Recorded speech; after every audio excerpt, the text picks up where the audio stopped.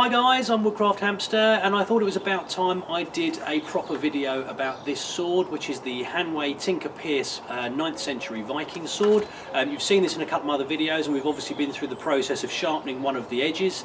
And really what I wanted to do today was just sort of show you this sword a little bit more. Just behind me, in the back of my garden, about here, I've got my little cutting stand, which you'll see closer up shortly. And really I want to do a couple of test cuts, one with the edge that we've sharpened, which I'm now quite happy with, and another with the edge that came factory sharp that I wasn't particularly happy with.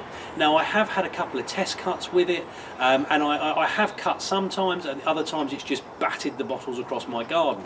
So really it was just to show the distinction between the two, see how we get on. But I mean, as far as this sword is concerned, it's very light, it's very nimble, it's very quick in the hand. And you know, for me, I've been using this off and on for the last couple of weeks now, and I've been really enjoying it. You know, it's quite a fast sword. There's you know, really not a huge amount of weight to this blade in comparison to, say, long swords and things like that, but it is heavy enough to cut. So I mean, if you were going to be coming in and really trying to get a good sort of swing with it, you know, you really have got quite a lot of power and force in it. And it's a really, really nice little blade. It's not designed for the sort of the particular style of HEMA that I was training in a number of years ago, which was Fiore della Berri. So you know, you would have sort of guards like this, where you would come in with a cut like that.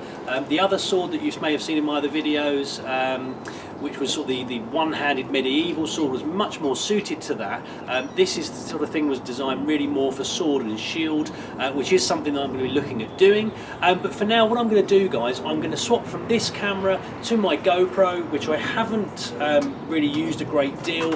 It's not particularly great for inside my workshop, so I want to give it a test out here on one of the sort of slow-mo style settings to see how we get on with that, and hopefully it will give you a good picture of what happens when we're cutting.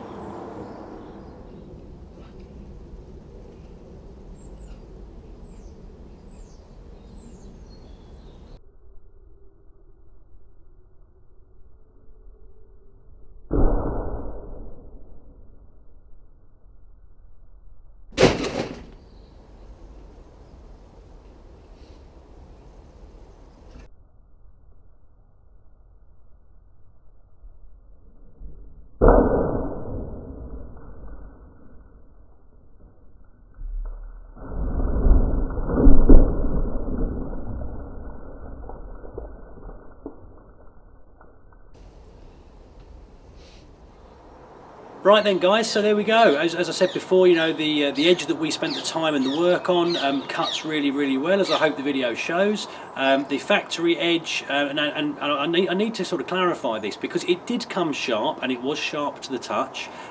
Plastic water bottles, or plastic bottles filled with water, although a very good cutting medium to make sure you've got your edge alignment and things like that, you know, doesn't really simulate what swords were originally used for. And if I was to strike at a person with that sword, with the duller of the two edges, it would still do considerable damage.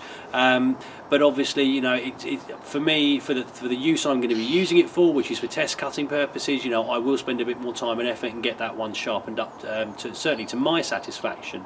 And the other thing to say, guys, is I apologise for my facial expressions. I've reviewed that footage back, and to be perfectly honest, I do look slightly odd when I cut water bottles, and I realise this.